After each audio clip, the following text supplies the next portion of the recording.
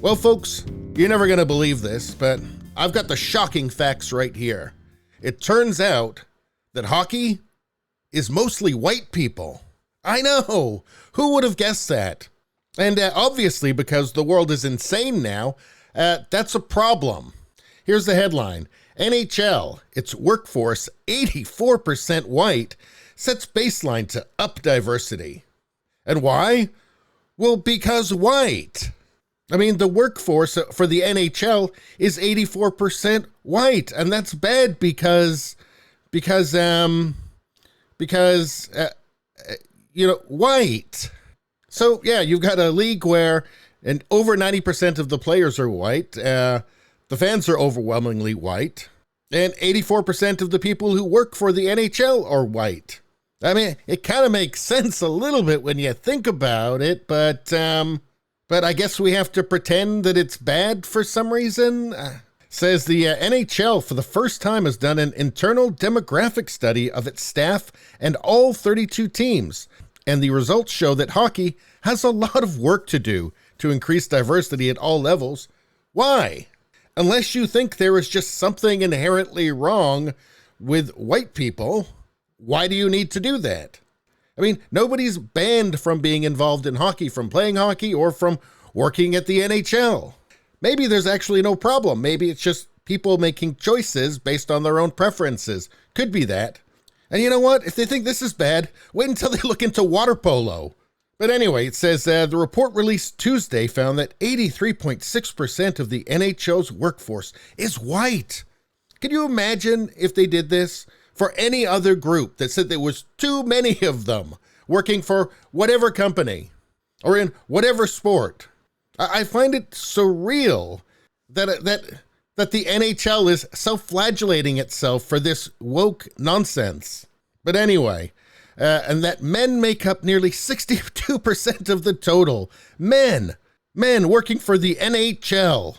And of course that means that people working for the NHL is 62% white men. Which really, when you kind of think about it, considering that over 90% of the players are white men, they're actually underrepresented here. So maybe they need to go in the opposite direction. It sounds like they need more white men working for them. But anyway, here's what Kim Davis, the NHL Executive Vice President of Social Impact, had to say. And I'm going to go out on a limb here. I don't know. I just suspect that this may not be a lifelong hockey fan. It says that we are where we expected to be, but now we have the facts to back it up. I think the one area that we are feeling positive about is that 38% of our workforce are women. We've done a lot of work to improve in that area, and it's very consistent with our current female fan base of 40%, and so that's a great benchmark. Having said that, we know we have work to do with women of color, and we're leaning into that. I think the thing that you should take away from the workforce study is that it is a progressive outlook on how you begin to manage your talent.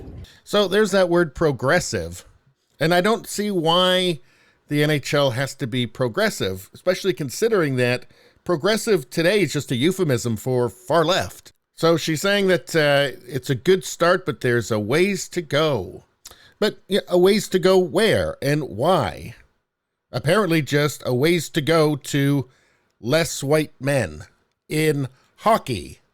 If the NHL's that worried about white men, they should just shut down the league.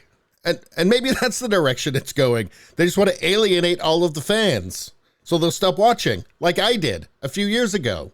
In fact, I stopped watching all league sports a few years ago after being a lifelong sports fan.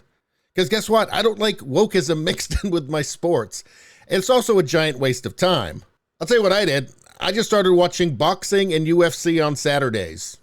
So I still get my sports fix, but I don't waste hour after hour every week.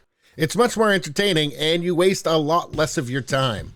Anyway, please subscribe, like, and share. Sharing really helps me out. I thank you for that, and I'll see you next time.